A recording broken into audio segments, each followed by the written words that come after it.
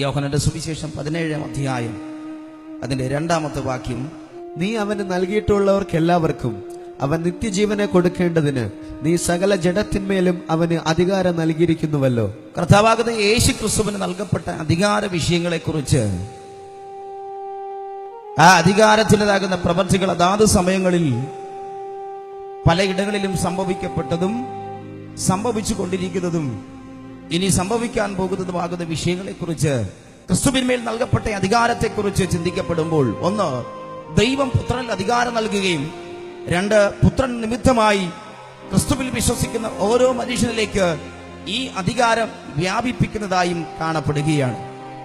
ദൈവത്താൽ ക്രിസ്തുവിൽ അധികാരവും, ക്രിസ്തു നിമിത്തം ക്രിസ്തുവിൽ വിശ്വസിക്കുന്ന ഒരു കൂട്ടം ജനത്തിലേക്ക് അധികാരത്തെക്കുറിച്ച് ഞാൻ ചിന്തിച്ചപ്പോൾ, ക്രിസ്തുവിന് നൽകപ്പെട്ട അധികാര വിഷയത്തെക്കുറിച്ച് ചിന്തിച്ചപ്പോൾ, ക്രിസ്തുവിനുള്ള അധികാരങ്ങൾ ഏതെല്ലാം തലങ്ങളിൽ വെളിപ്പെടുന്നു?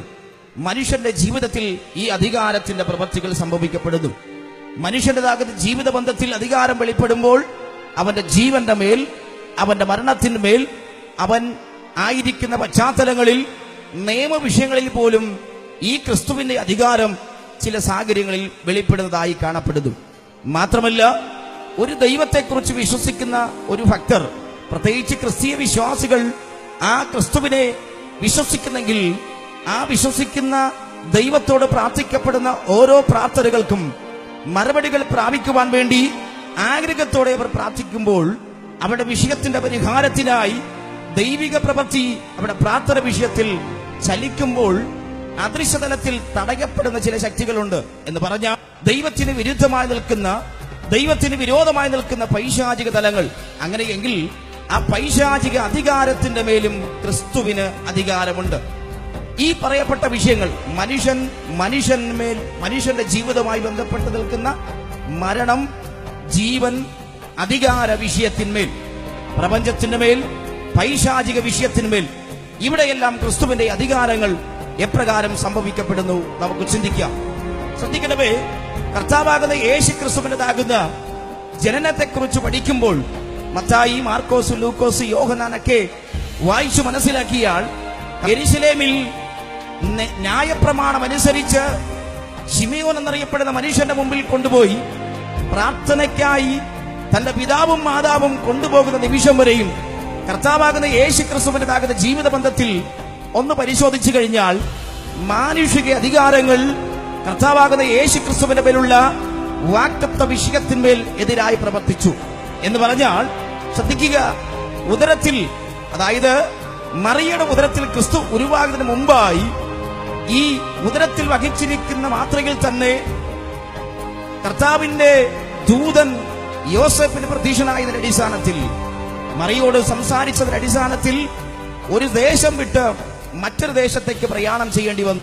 കർത്താവാകുന്ന യേശു ക്രിസ്തു തന്റെ അമ്മയായിരിക്കുന്ന മറിയയുടെ ഉദരത്തിൽ ഉരുവാകുന്നതിന് മുമ്പും ഉരുവായതിനു ശേഷവും ജനിക്കുന്നത് വരെയും ഏകദേശം 5ഓളം തവണ പ്രയാണം ചെയ്തതായി കാണപ്പെടുകയാണ്.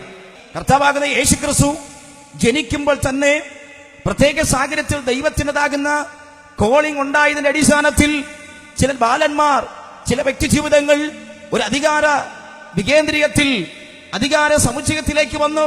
യഹൂദന്മാരുടെ രാജാവായി പിറന്നവരവിടെ എന്നുള്ള സംഭാഷണത്തൊടുവിൽ തന്ത്രപരമായി നിങ്ങൾ പോയി ആ ബാലനെ കണ്ട് കൊണ്ടുവന്ന സമ്മാനങ്ങളെല്ലാം കാഴ്ചവെച്ചിട്ട് അവൻ എവിടെയാണ് പിറന്നതെന്നുള്ളതിന്റെ വ്യക്തമാകുന്ന തെളിവ് എന്നെ വന്ന് അറിയിക്കുക എന്ന് ഒരു അധികാരി പ്രസ്താവിച്ചു. ശ്രദ്ധിച്ചു കേൾക്കുക, ഈ പ്രസ്താവിക്കപ്പെട്ട അധികാരത്തിന്റെ വാക്കുകൾ തന്ത്രപരമായിരുന്നത് ഇവർക്ക് മനസ്സിലായില്ല. ഈ യേശുവിനെ കാണാൻ വന്ന വ്യക്തികൾക്ക് മനസ്സിലായില്ല. എങ്കിലും യേശുവിനെ കണ്ടതിനു ശേഷം മടങ്ങി വരുമ്പോൾ ദൂതന്റെ ഇടപാട് നിമിത്തമായി അവർ മറ്റൊരു വഴിയിലേക്ക് പോയി. ഇവരെ കാണാത്തതിന്റെ അടിസ്ഥാനത്തിൽ ആ അധികാരത്തിന്റെ വാക്കുച്ചരിച്ച, നിങ്ങൾ പോയി യേശുവിനെ പോയി കണ്ട് മടങ്ങി വരിക എന്ന് അന്നത്തെ രാജാവ് പ്രസ്താവിക്കപ്പെട്ടതിന് അടിസ്ഥാനത്തിൽ ഇവർ മടങ്ങി വരാത്തതിന്റെ പിന്നിൽ ഈ അധികാരി ചെയ്തതെന്ത്? അന്നേ ദിവസം 2 വയസ്സുവരെ പ്രായമുള്ള സകല കുഞ്ഞുങ്ങളെയും ഈ ലോകത്ത് നിന്ന് മാറ്റപ്പെടുത്തുവാൻ ലോകമൊട്ടാകെ അന്നത്തെ ആ ഭരണത്തിൻ കീഴിലുള്ള ദേശത്തിൽ ഒരു കൽപ്പന പുറപ്പെടുവിച്ചു. ശ്രദ്ധിച്ചു കേൾക്കുക.